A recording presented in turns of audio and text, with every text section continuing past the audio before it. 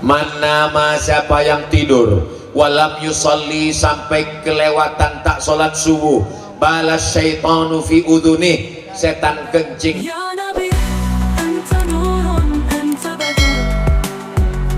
Ya Habib al-qalbi, anta al-huda. Allahumma salli ala Sayyidina Muhammad. Semoga yang membangun masjid ini mendapat, tunggu dulu semua.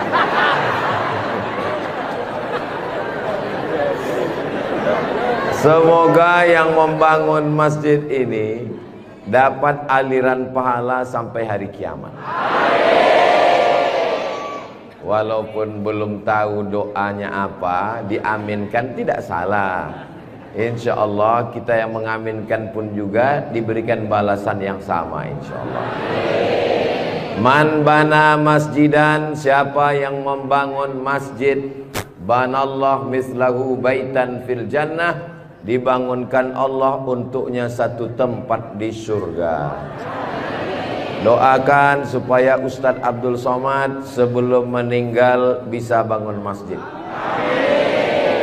Semua yang mengaminkan juga sebelum meninggal sempat bangun masjid. Inilah masjid yang sampai hari kiamat insya Allah tidak akan kosong dari jamaah. Ustadz tahu dari mana? Jamin bisa dari mana? Karena di pinggir jalan raya. Setiap pagi, petang, siang, malam, mobil-mobil akan mampir di parkir, singgah ke masjid, mampir ke masjid, mampir ke masjid. Kenapa mampir? Mau buang air kecil. Seandainya orang yang mampir itu datang kemari, tidak sholat, hanya sedang ke toilet, apakah yang mewakafkan tanah dapat pahala? Sedangkan ke toilet, ke WC, buang air besar, buang air kecil, berwudu, minum setetes air keran dia minum di tenggorokan, maka mengalir ke liang lahat ke alam kubur orang yang berwakaf. Mudah-mudahan kita semua diberikan Allah rezeki yang berlimpah insyaallah. Amin. Ini masjid bagus sekali. Maka dari tadi saya lihat kaligrafinya, lampunya, kalaupun kekurangan, tidak ada kekurangan, semuanya lebih cantik, lebih indah, lebih tinggi, lebih keren, lebih mewah, lebih panas.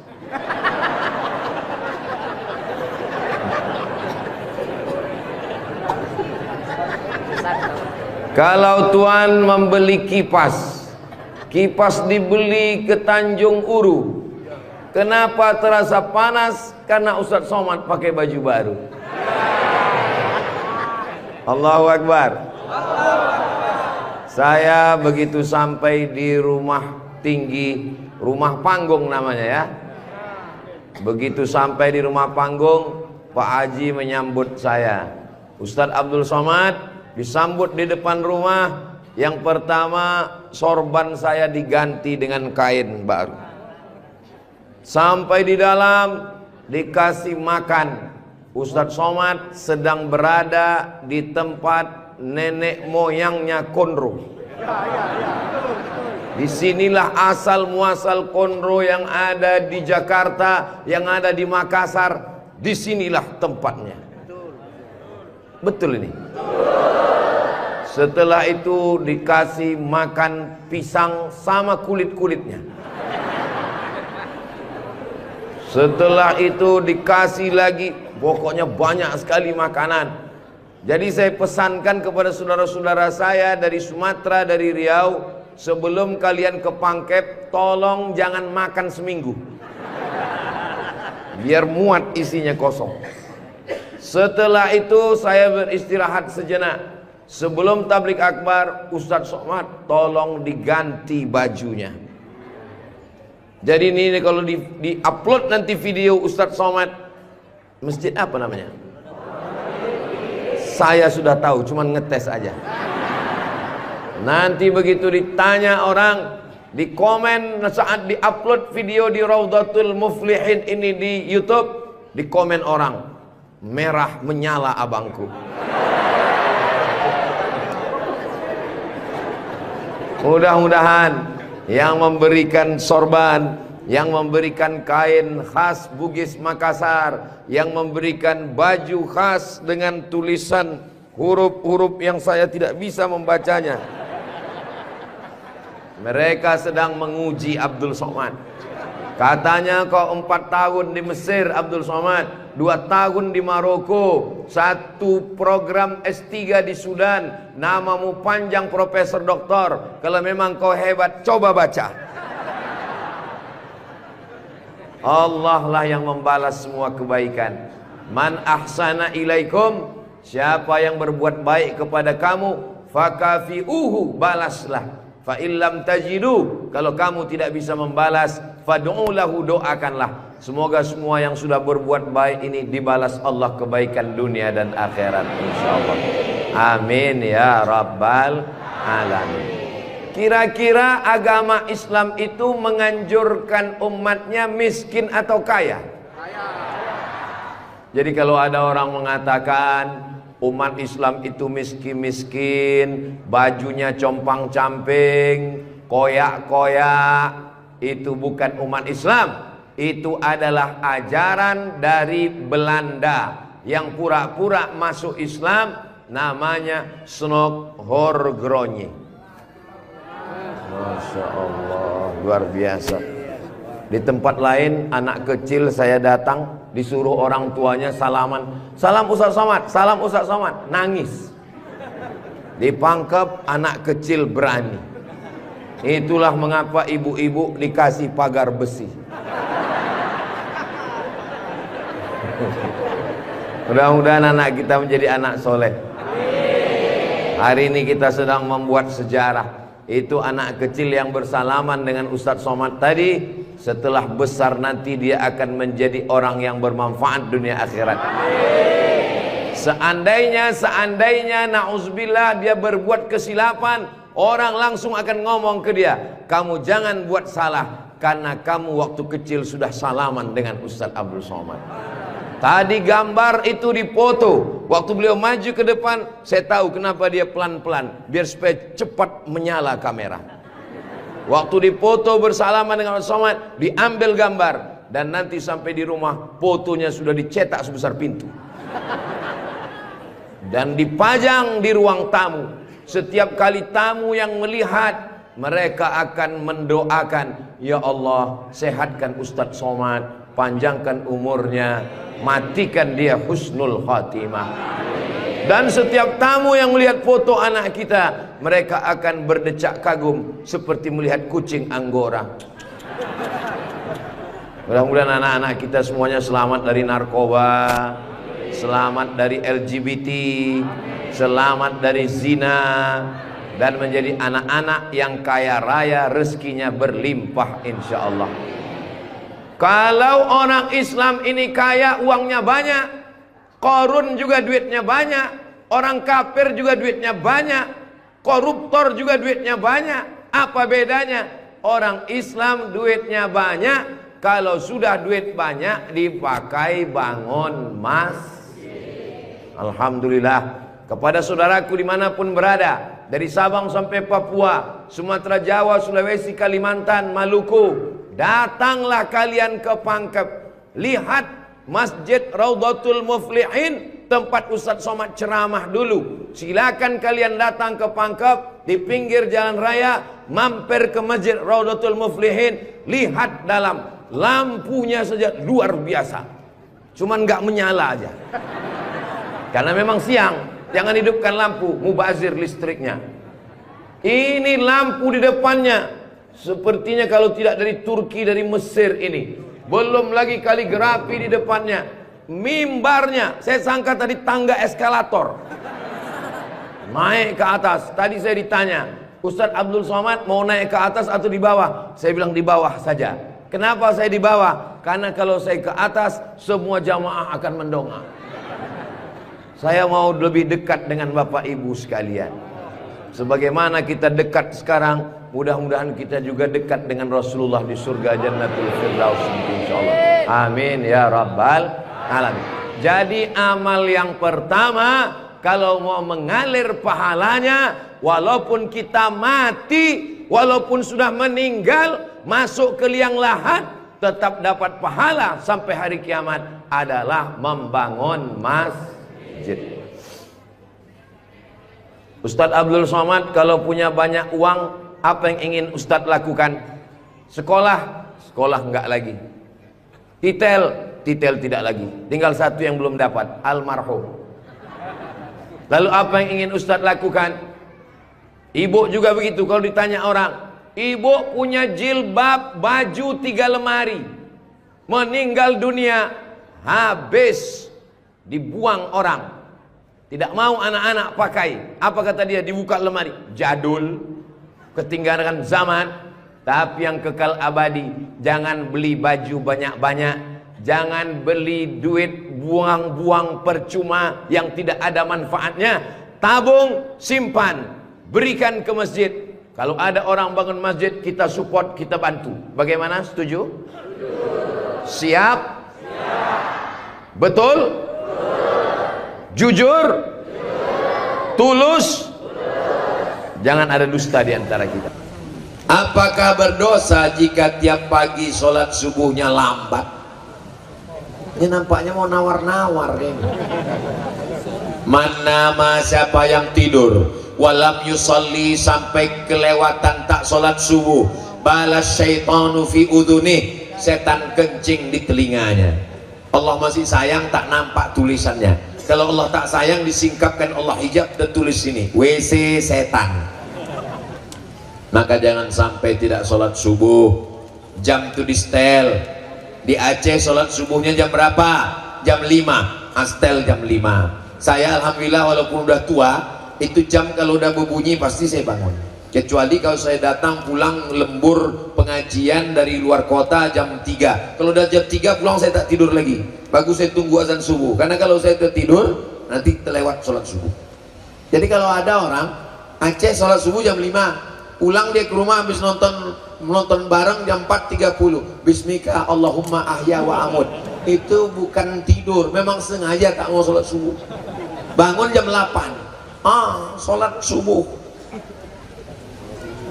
Heran anak saya itu Pak Ustadz, sejak dengar pengajian Ustadz sholat subuh, sholat duhanya pun berkunut sekarang. Iyalah, subuh kesiangan. Karena memang susah bangun walaupun sudah memasang alarm, dibangunkan oleh kawannya. Apakah ada solusi atau doa yang bisa diamalkan Pak Ustadz? Tidur cepat, jangan sampai lambat tidur. Tidur cepat, jam 10 tidur. Udah jam lewat 11 Ustaz. Insya Allah habis ini pulang terus. Saya sejak Piala Dunia ini gak bisa tidur cepat Pak Ustadz, karena udah terbiasa malam. Pulang dari sini kau beli antimo, langsung tidur. Tapi sebiji, jangan sepapan. Seminggu tidurnya. Dan siang jangan tidur siang terlalu lama. Qailulah sebentar, setengah jam, 1 jam. Cepat tidur supaya mudah bangun. Saya kalau tidur jam 12 masih bangun jam 4. Masih bisa.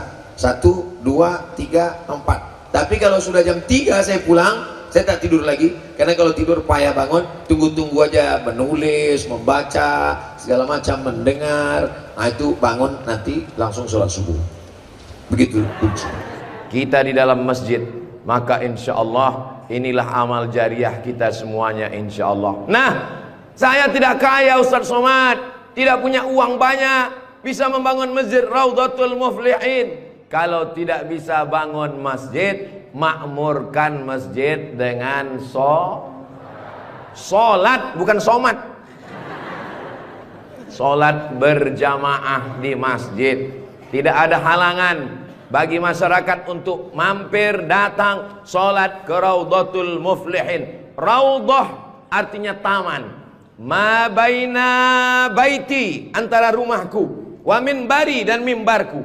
Di sini mimbar Nabi, di sebelah kiri kalau kita menghadap kiblat rumah Nabi.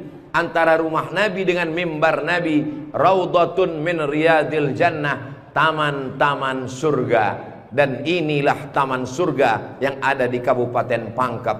Mudah-mudahan kita bisa selalu singgah ke taman surga ini insya Allah. lalu kemudian sholat berjamaah ke masjid.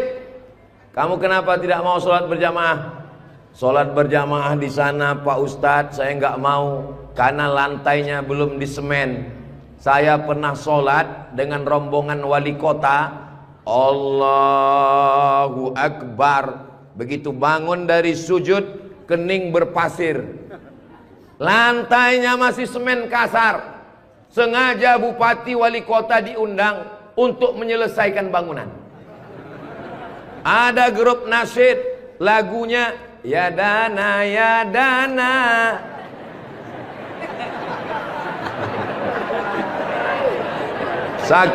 Saking groginya sampai lupa menyapa Pak Bupati. Mudah-mudahan Bapak beserta para pejabat-pejabat di Kabupaten Pangkep diberikan Allah istiqomah iman dan Islam. Saya heran juga. Tadi pertama masuk saya terasa panas. Tiba-tiba berkat doa jamaah kok terasa sejuk. Rupanya kipas angin di belakang. AC langsung. Masya Allah, tabarakallah. Jadi tidak ada alasan orang Kabupaten Pangkep, desa kita tidak datang sholat berjamaah. Masjid sudah bagus, lantainya Masya Allah, nggak tahu nih lantainya apa.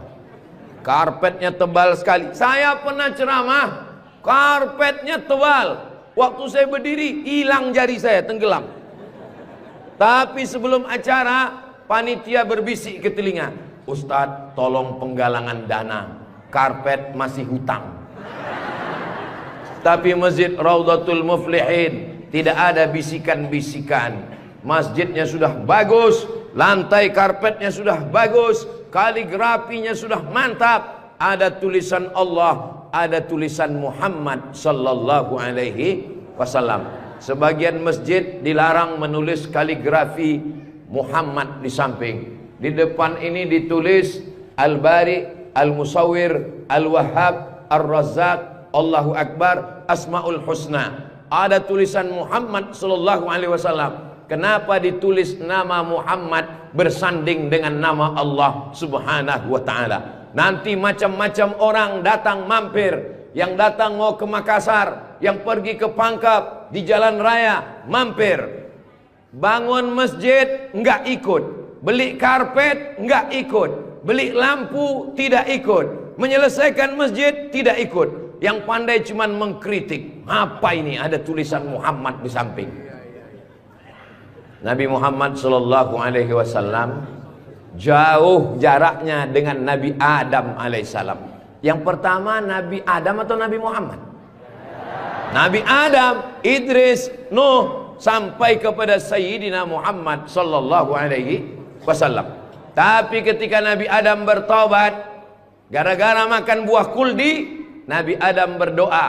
Doanya doa yang paling tua, doa Nabi Adam. Bapak Ibu semua hafal. Rabbana zolamna anfusana wa illam taghfir lana wa tarhamna lanakunanna minal khasirin. Ketika selesai berdoa, Nabi Adam mengatakan, Allahumma inni as'aluka bihaqqi Muhammad, aku memohon kepada engkau berkat nama Muhammad, antaghfirali, ampunkan dosaku. Nabi Adam berdoa kepada Allah menyebut nama Muhammad sallallahu alaihi wasallam. Berkat nama Nabi Muhammad, ampunkan doa dosa-dosaku dalam doaku ya Allah. Allah bertanya kepada Nabi Adam. Allah bertanya kepada Nabi Adam bukan karena Allah tidak tahu. Allah Maha tahu. Ini nama Nabi Muhammad ditulis sampai berapa kali? Muhammad sallallahu alaihi wasallam. Muhammad sallallahu alaihi wasallam. Muhammad sallallahu alaihi wasallam. Muhammad sallallahu alaihi wasallam. Muhammad sallallahu alaihi wasallam. Muhammad Rasulullah sallallahu alaihi wasallam. Muhammad. Ini kenapa nama Muhammad ditulis? Ternyata Nabi Adam ketika berdoa menyebut nama Nabi Muhammad, dan ketika Nabi Adam ditanya, nama siapa yang kau sebut? Nama Muhammad. Dari mana kau tahu nama Muhammad? Ketika engkau ciptakan aku dari tanah, engkau tiupkan roh ke dalam tanah, aku pun hidup. Saat aku hidup, aku angkat kepalaku, dan saat aku angkat kepalaku, aku lihat di tiang-tiang aras tertulis nama Muhammad sallallahu alaihi wasallam. Itulah mengapa di tiang-tiang di dinding masjid kita ditulis nama Muhammad. Supaya apa? Supaya ketika kita melihat, saat melihat solat, Assalamualaikum warahmatullah, Assalamualaikum warahmatullah. Saat mau pulang, Muhammad sallallahu alaihi wasallam. Oh, jadi itu di jendela itu tulisannya Muhammad, Ustaz? Iya, saya baru ini tahu itu tulisannya Muhammad sallallahu alaihi wasallam. Begitulah indahnya kaligrafi. Kenapa di masjid itu ada kaligrafi?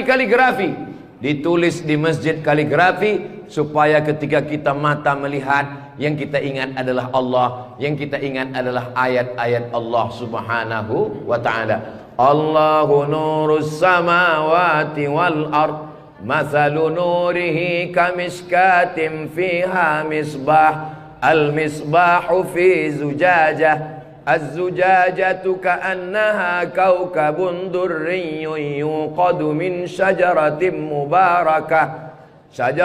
مباركة زيتونة لا شرقية ولا غربية. Begitulah dituliskan kaligrafi supaya mata kita saat melihat, subhanallah, masya Allah, tabarakallah, la haula wala quwata illa billah. Yang bangun masjid tidak pernah cerita ke saya bangun masjid ini sekian miliar. Tidak pernah berkata. Begitu sampai ke masjid, kita yang kagum luar biasa.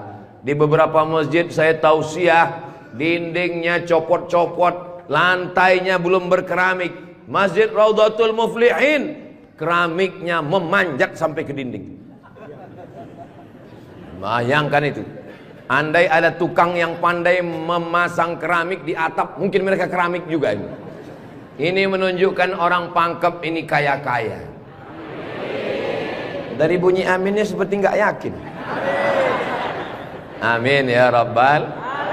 Ya Allah, orang-orang Pangkep yang suka bersedekah, berinfak, bangun masjid, pengajian, berikanlah dia rezeki yang banyak berlimpah ya Allah.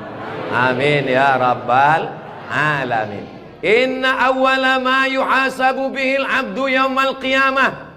Yang pertama kali dihisab, dihitung, dikira pada hari kiamat, salatuhu. Yang pertama dihitung di hari kiamat bukan harta. Yang pertama dihitung bukan puasa. Yang pertama dihitung bukan haji. Yang pertama dihitung adalah solat, bukan somat. Solat yang pertama dihitung. Mengalir pahala sampai hari kiamat. Tapi amal-amal hidup kita ini adalah solat. Mudah-mudahan ibu-ibu yang suaminya belum solat, dibukakan Allah pintu hatinya segera solat. Banyak juga suami yang gak solat. Sudah solat Pak Ustadz, terus kok ibu tadi bilang amin? Supaya istiqomah. Saya tidak perlu mengajak jamaah untuk solat ke Masjid Raudhatul Muflihin. Kepada seluruh jamaah, datang solat ke Raudhatul Muflihin, gak perlu saya ajak. Kenapa? Beginilah melimpah ruahnya jamaah. Gak tahu besok subuh gimana. Mudah-mudahan kita istiqomah semua insyaallah. Amin. Itu Ustaz Somad itu ceramahnya tentang solat. Solat. Tadi waktu kami ngumpul asar di sini, dia kok nggak ada. Saya tidur di rumah Pak Haji. Kenapa Ustaz tidur? Ustaz ceramah nyuruh orang solat. Karena saya sudah jamak takdim di Masjid Pondok Pesantren Dr. Abdul Hakim Jurumiyah. Beliau adalah senior kakak kelas saya. Kami sholat tadi di sana. Untuk apa Ustaz jelaskan di sini? Supaya jangan ada fitnah di antara kita. Ustaz Abdul Somad ini jangan-jangan dia menuduh kami tukang fitnah. Bukan menuduh fitnah. Maklum, ini kan akan diupload, nanti ditampilkan gambar foto. Tadi waktu kalian sholat asar, ada Ustaz Somad itu sholat di Raudhatul Muflihin. Enggak ada sholat. Itu ngomong aja sholat. Dia sendiri enggak sholat. Ibu bapak akan menjawab, Ustaz Somad sudah sholat. Di mana? Enggak tahu. Di Pondok Pesantren Mambaul Ulum. Mudah-mudahan anak-anak kita yang di pondok pesantren itulah yang akan memakmurkan sholat berjamaah, jadi khotibnya, jadi imamnya insyaallah. Amin. Saya sholat masjidnya pinggir jalan, lebih banyak batuknya daripada ayatnya. Alhamdulillah.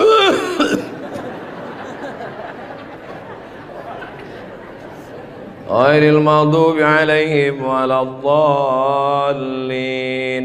Amin. Bismillahirrahmanirrahim. Ijazah. Dalam Al-Quran itu bukan ja semuanya. Ada za, ada za, ada Allah, ada ja. Ini kenapa Imam Ijazah ini kok bisa maju? Bapak tinggal di sini, saya musafir Pak Ustadz. Bapak tinggal di sini, saya musafir Pak Ustadz. Bapak tinggal di sini, saya musafir Pak Ustadz. Loh, yang tinggal di sini mana? Itulah Imam Ijazah. Itu tidak akan terjadi di Pangkep. Kenapa? Tadi di pondok pesantren santri-santri baca kitab juara 5 besar se-Indonesia. Allahu Akbar. Dan tadi Ustaz Abdul Somad sebelum sampai ke Masjid Raudhatul Muflihin turun dari rumah kepada Al-Mukarram Ustaz Somad dipersilakan untuk menandatangani prasasti dengan tinta emas. Saya tengok rumah tahfiz Quran Raudhatul Muflihin, saya tanda tangan. Ustaz Abdul Somad tidak ikut membangun masjid. Ustaz Abdul Somad tidak ikut membebaskan tanah wakaf. Ustaz Abdul Somad tidak ikut mendirikan rumah tahfiz Quran. Tapi pas giliran tanda tangan Abdul Somad, peresmian masjid Abdul Somad, peresmian rumah Quran Abdul Somad, semua acara seremonial diserahkan kepada Abdul Somad.